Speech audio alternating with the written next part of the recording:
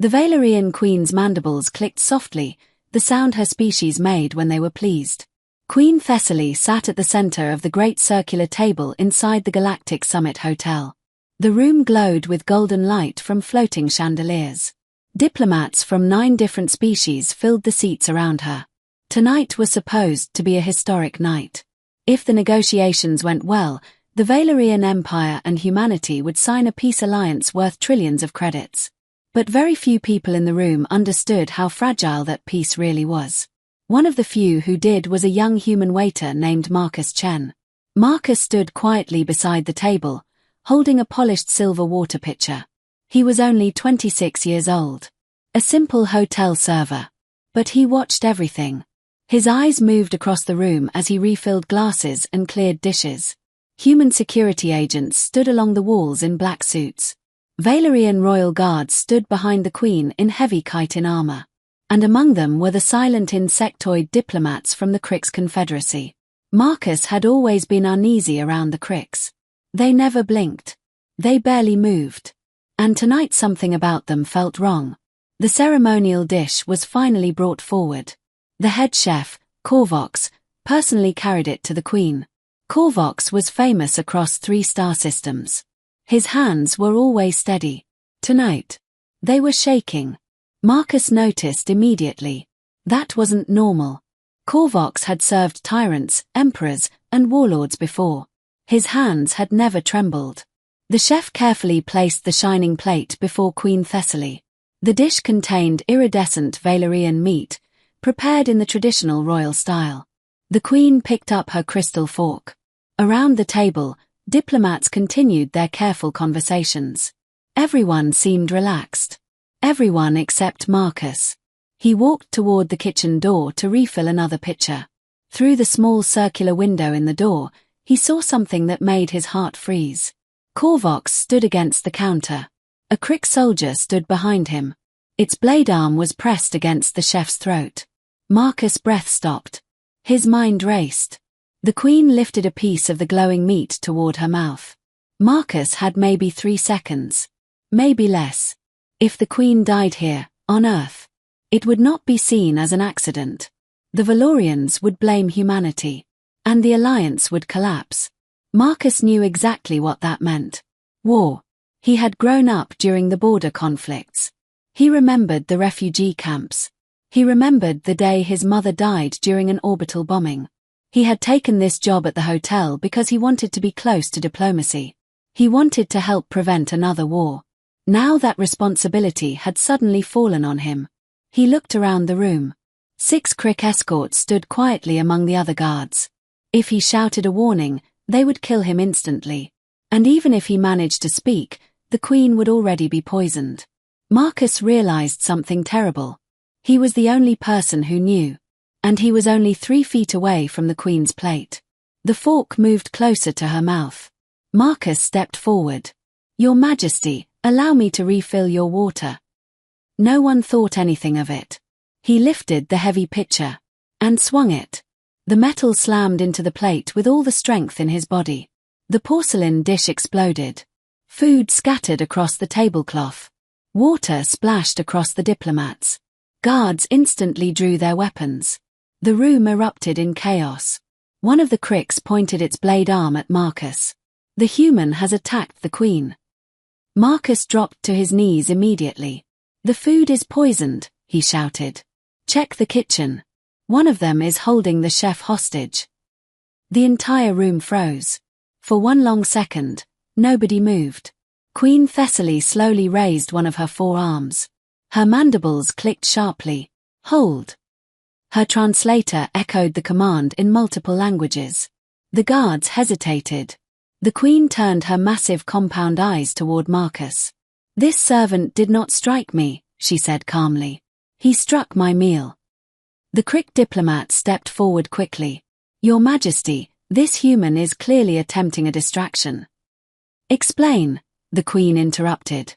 Her voice dropped to a deep tone that vibrated through the room. Marcus swallowed. "The chef's hands were shaking," he said. "They never shake. I looked through the kitchen window. One of the Crix had a blade to his throat." The Crix leader laughed harshly.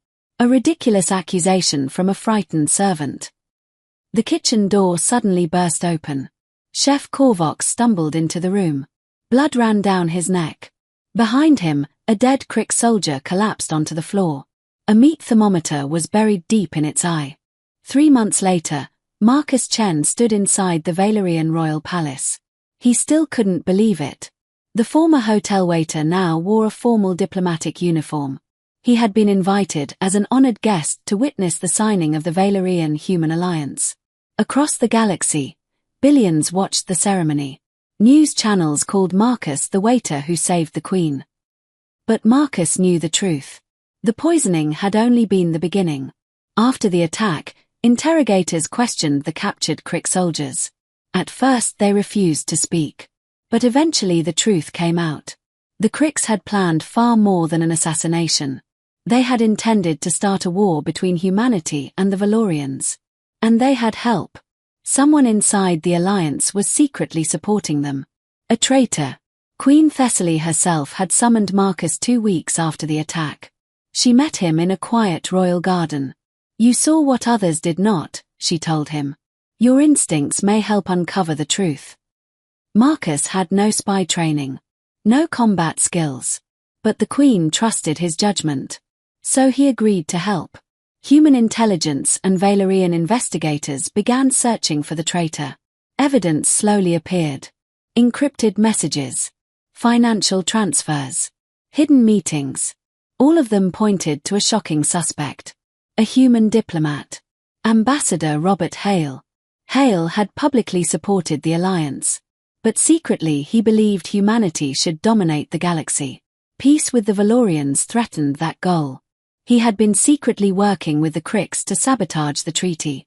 Marcus was the one who discovered the final clue.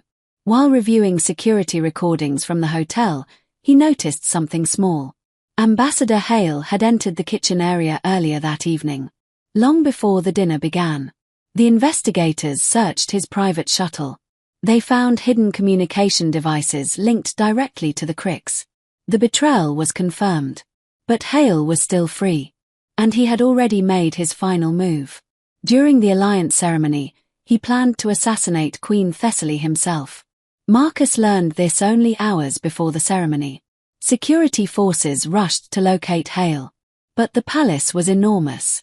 Thousands of guests filled the halls. Finding one man in that crowd seemed impossible. Marcus stood beside the Queen during the ceremony rehearsal. "You may leave if you fear danger," the Queen told him. Marcus shook his head. "No, Your Majesty. I helped stop this once. I want to see it finished." The ceremony began. The great hall filled with diplomats, soldiers, and journalists.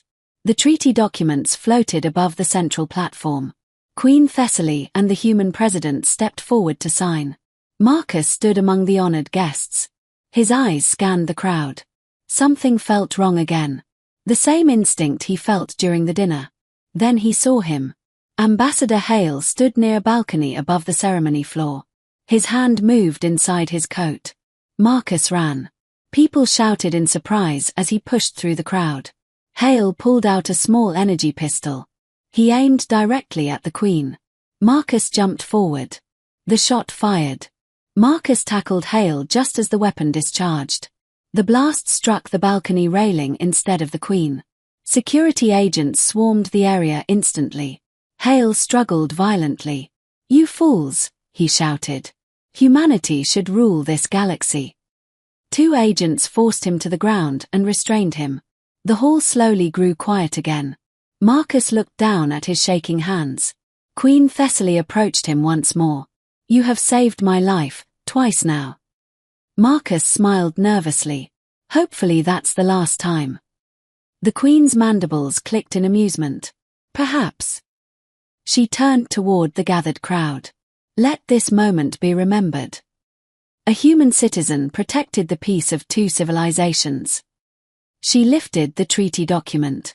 "And today that peace becomes permanent." The alliance was signed. Across the galaxy, celebrations erupted. Human and Valerian worlds began a new era of cooperation.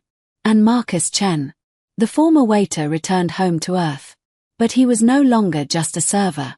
He became a symbol of human courage. Schools taught his story.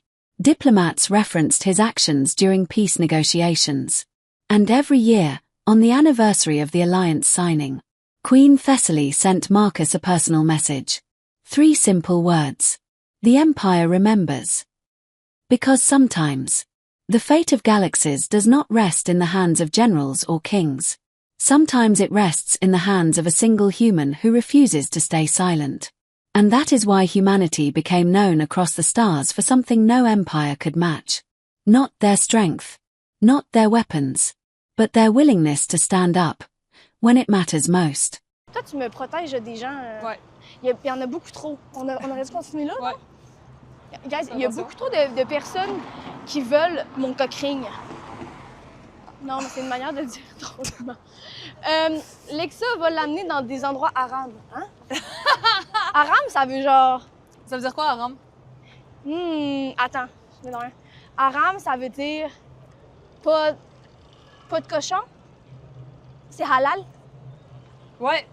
Merde. Donc! 15 $! W! Yes, W! Est-ce que ça compte pour un sub? Ça compte pour un sub, I guess?